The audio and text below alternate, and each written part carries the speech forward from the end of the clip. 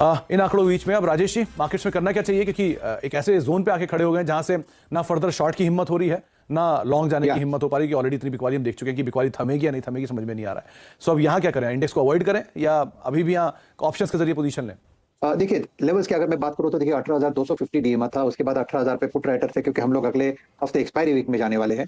तो कहीं ना कहीं लग रहा था कि 18,000 को होल्ड करेगा, लेकिन जैसे ही 18,000 टूटा उसके बाद ही प्रेशर माउंट हुआ और आपने बिल्कुल सही कहा कि 17,800 जो इसका 100 डीएमआ है वो एक इंपॉर्टेंट रहेगा as far as the put writing is concern. तो मुझे देखिए आपने बिल्कुल सही कहा, आपने लेवल्स का और उसका जो रिलेवेंस है उसका एक सही आपने यहाँ पे जिक्र किया as far as Nifty is concern and even bank Nifty is concern.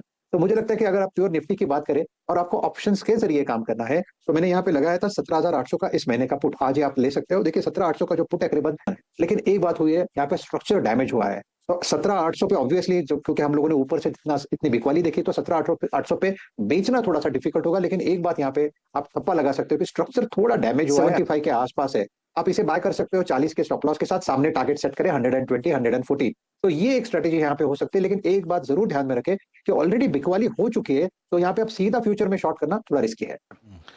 अब कैसे अप्रोच करना है निफ्टी को, याद रखिएगा काफी गिरावट के बाद फ्राइडे जो होता है अमूमन एक पॉज देने की कोशिश करता है, एक पॉज देने की कोशिश करता है। सिर्फ फ्राइडे फैक्टर, सिर्फ फ्राइडे फैक्टर। फर्स्ट जो टारगेट था 18062 का, यानी 50 डे एक्सपोनेंशियल मूविंग एवरेज, वो बाइसेक्ट कर दिया। वो अगर आप देखिए ऑलमोस्ट मेट कर दिया।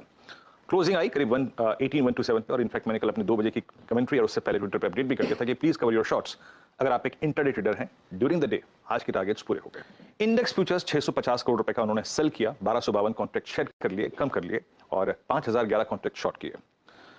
इंडेक्स ऑप्शंस के आंकड़े 10,198 करोड़ रुपए की जो बाइंग है वो आप एनालाइज नहीं कर सकते क्योंकि कल एक्सपायरी थी 18231 18281।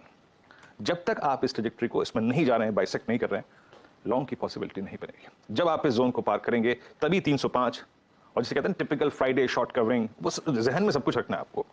वो शॉर्ट कवरिंग आपको 339 तक भी ले आ सकती है, 377 और इवन 404 तक। 404 क्या है? That is 20 day exponential call writers की ट्रैजेक्टरी, और ये शुरू होती है कहां से? 18, 2, 3, 4, 5, 6।